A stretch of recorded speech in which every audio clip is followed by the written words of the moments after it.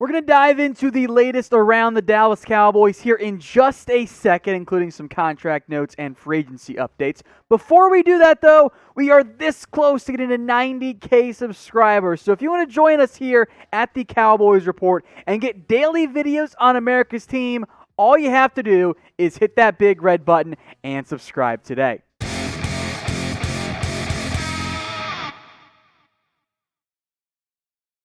Let's start with some free agency updates, namely at the free safety position, where the Dallas Cowboys later this upcoming week are set to bring in both Malik Hooker and Damontae Kazee, formerly of the Colts and the Falcons, respectively. Now, of course, as you guys know, because you're all subscribed, the Cowboys brought in and agreed to a deal with Keanu Neal yesterday. But safety remains a significant area of need for this organization and for this team. Because what they have right now is simply not good enough. Yes, there's Donovan Wilson and Keanu Neal, and yes, those are two options at the strong safety position, and maybe Neal linebacker as previously mentioned. But the free safety spot remains wholly unfilled because I don't want Donovan Wilson there, and I definitely don't want Darian Thompson there. So both Hooker and Kazee are potential fits in that free safety mold. Let's start with some more in-depth discussion on Malik Hooker, a former first-round pick out of Ohio State, somebody I absolutely loved as a prospect. And in limited games, because of injury, you can kind of see why. Yeah, there's no tackles for loss, but 11 pass breakups and 7 interceptions is significant. That is some major playmaking ability, and he is a perfect fit for what I think this Dallas Cowboys team wants to do at free safety. Do you want a rangy, dynamic, single-high player? Well, if so, congratulations. Malik Hooker is your guy in that mold. He's perfect for that. Now, there are the injury concerns. There is some inconsistency as well, and that's, of course, why Malik Hooker is available and is a free agent right now.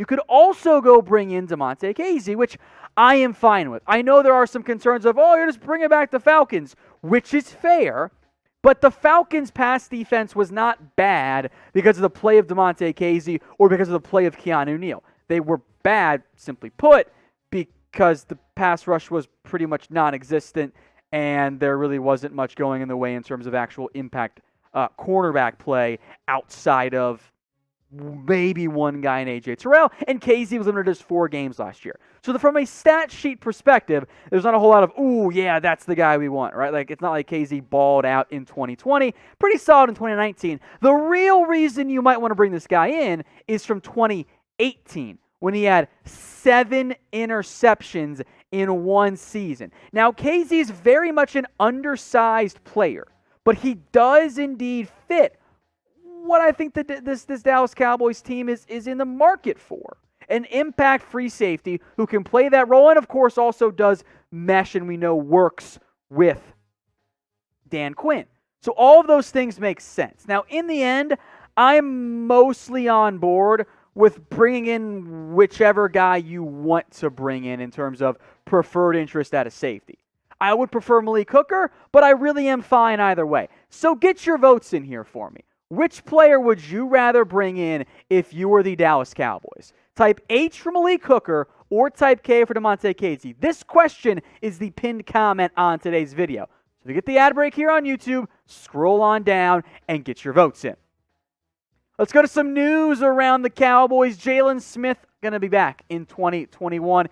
Is it the world's biggest surprise? No, but this certainly is worth mentioning. So as I'm sure many of you guys know, since we've mentioned it multiple times here, the Cowboys had a decision to make today with Jaylon Smith. His $7.2 million base salary was indeed set to fully guarantee. And that is exactly what ended up happening today as the Cowboys didn't do anything with him. So he was on the roster through today. The base salary guaranteed $7.2 million.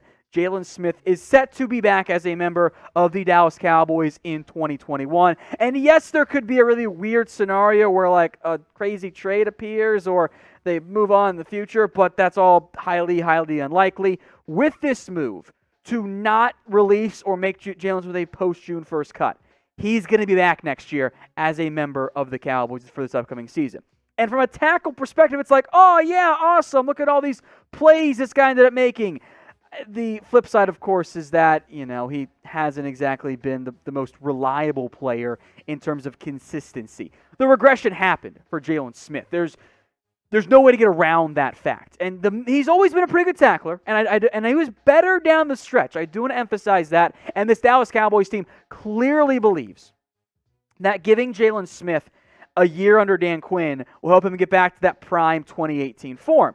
He's also not that great in coverage, and you're paying a lot of money for that, and that's all kinds of concerning. And there was also a report that Jaylon Smith was set to move back to the middle linebacker role. We will see if that actually is or does end up being the case. But right now, you've got 3 players. That's it. That's all you have, really, in terms of the linebacker position. The Cowboys are profoundly thin in that area in terms of what they're going to be able to do with Keanu Neal maybe playing linebacker, Jaylon Smith, Leighton Vander Esch, and not a whole lot else. So had you cut Jaylon Smith, this by far would have become the number 1 need for this Dallas Cowboys organization. So with that in mind, did the Cowboys make the correct decision? Get your votes in for me in the comments section. Very simple question. Why for yes and for no? Did they make the right call? Go on down and get your votes in.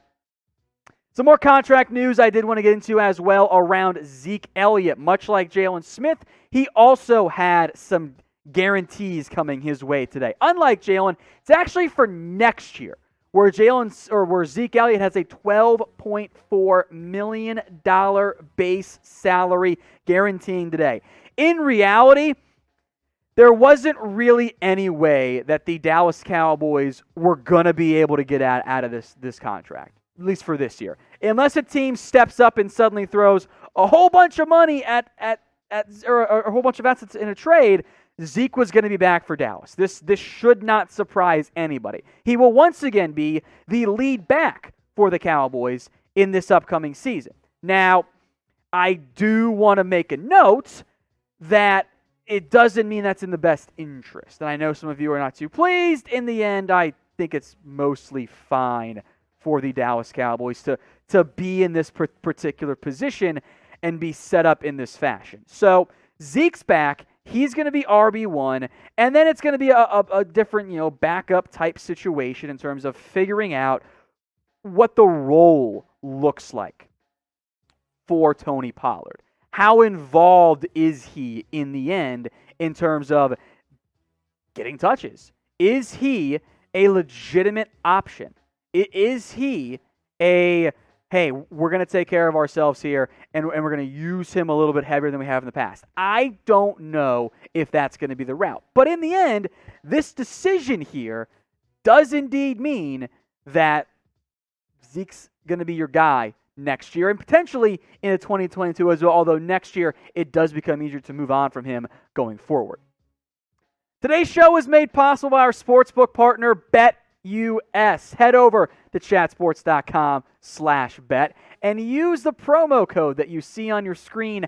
That is Cowboys125. When you put down $100, you're going to get 2 things: a 125% deposit bonus, and on top of that, for 1 more day only, we're going to hook you guys up with a Dak Prescott jersey. That is correct. Today is the last day that we're going to have this offer out there. Starting tomorrow, that's it. It's a done deal. We're not going to have this as a possibility. So if you want in on the last opportunity to get in on this jersey deal, you better do it right now. Email us, cowboys@chatsports.com, if you guys have any questions. And don't forget, it's chatsports.com/bet.